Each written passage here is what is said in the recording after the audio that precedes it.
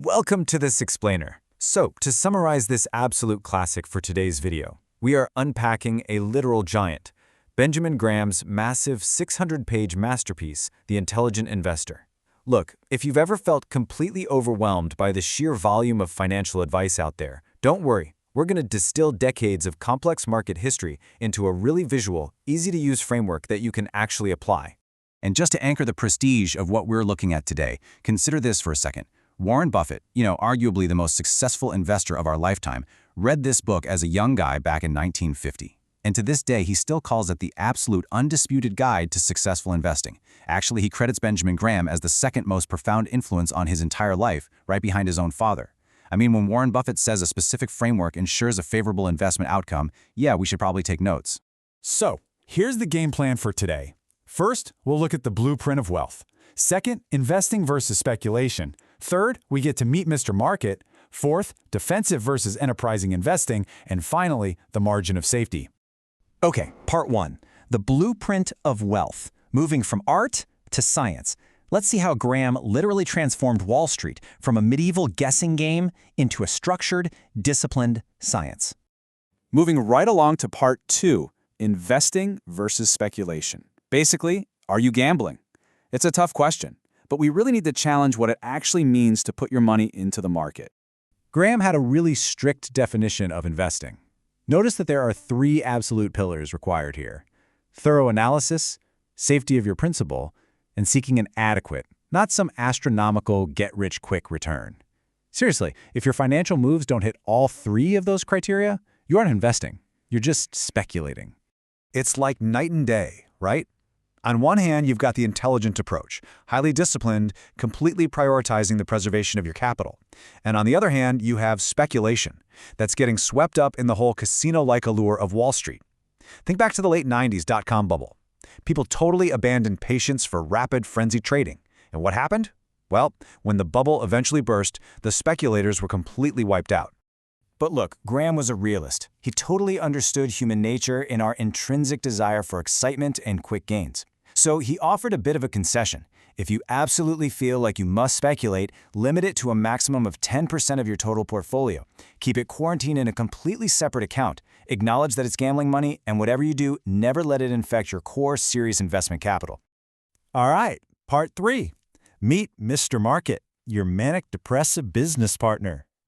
This is probably Graham's most famous idea, and it is brilliant for explaining market volatility. Imagine you own a business, right? And your partner is this guy named Mr. Market. Every single day, Mr. Market knocks on your door and offers to either buy your share or sell you his. The catch? Mr. Market is completely manic-depressive. Some days he is irrationally exuberant and offers you ridiculously high prices. Other days he's deeply pessimistic and willing to sell his share for literal pennies. Personifying the market this way makes those wild, abstract financial fluctuations so incredibly relatable. And history shows us that Mr. Market's wild mood swings repeat relentlessly over time. Take 1938, for example. The massive grocery chain A&P saw its stock absolutely crash to $36 a share. The whole company was valued at $126 million, despite the fact that it had $85 million in cash sitting in the bank. Mr. Market was just deeply, deeply depressed.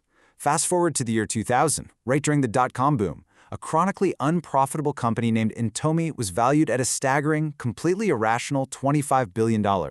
At that point, Mr. Market wasn't just euphoric, he was straight up hallucinating. In both of those cases, the market price was completely detached from the actual intrinsic value of the business. Which brings us to a really critical question for you to reflect on. Are you going to let Mr. Market be your master or your servant? When the crowd panics and prices drop, do you panic too? Or do you see it as Mr. Market offering you a clearance sale on high-quality businesses? The intelligent investor uses Mr. Market's erratic price offerings to their advantage, buying when he's depressed and selling when he's manic. Part 4. Defensive or enterprising? Know thyself. It's time to pick a path, and it requires a brutally honest self-assessment. You really have to look in the mirror here and ask yourself which lifestyle actually suits you. The defensive investor, they seek safety, minimal effort, and total freedom from the stress of constantly monitoring the market. They want an automated, passive approach. Now, the enterprising or aggressive investor, on the other hand, is willing to put in continuous, high-level intellectual effort and active research because they want above-average returns. Graham strongly warns that you cannot be half defensive and half enterprising. Pick a lane and commit to it. So if you go the defensive route, Graham gives you a super simple mechanical formula, a straight 50-50 split between high-grade bonds and common stocks. Why is this so powerful? Because it completely safeguards you from emotional extremes. When stocks surge and suddenly make up 55 or 60% of your portfolio, you mechanically sell the excess and buy bonds. When stocks crash, you sell bonds and buy cheaper stocks. It literally forces you to buy low and sell high without ever having to predict the future. Now, for the stock half of that defensive equation, the criteria are highly actionable. You want adequate diversification, so think somewhere between 10 to 30 stocks. You are looking for large, prominently established, conservatively financed companies. Crucially, you want a continuous record of dividend payments. You want companies that have weathered massive economic storms before. And finally, refuse to overpay. Always seek moderate price-to-earnings ratios.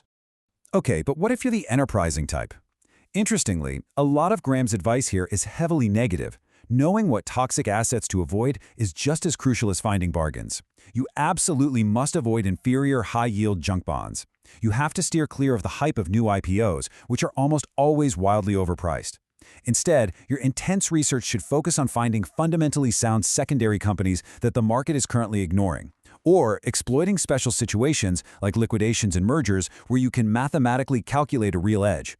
Which brings us to part 5, the margin of safety. This is literally the golden rule. Everything we've discussed so far hinges on this one ultimate concept. So what actually is a margin of safety? Essentially, it's your bumper. It's the crucial buffer between the price you pay for an asset and the actual intrinsic value of the underlying business. The golden rule is to never overpay. If you demand a margin of safety, you are preserving your capital against the inevitable miscalculations, bad luck, and economic downturns that will absolutely happen over your investing lifetime. Let's do some quick math to put this downside protection into perspective. Imagine a company has an intrinsic value of $30 million, but it only carries $10 million in total debt. That means the company's value could plummet by a staggering 2/3, and the investor's principal would still be protected by that remaining value. True investing isn't about hitting grand slams or predicting the next massive tech boom. Fundamentally, it's about prioritizing not losing money. Graham has this famous quote, "The investor's chief problem, and even his worst enemy, is likely to be himself."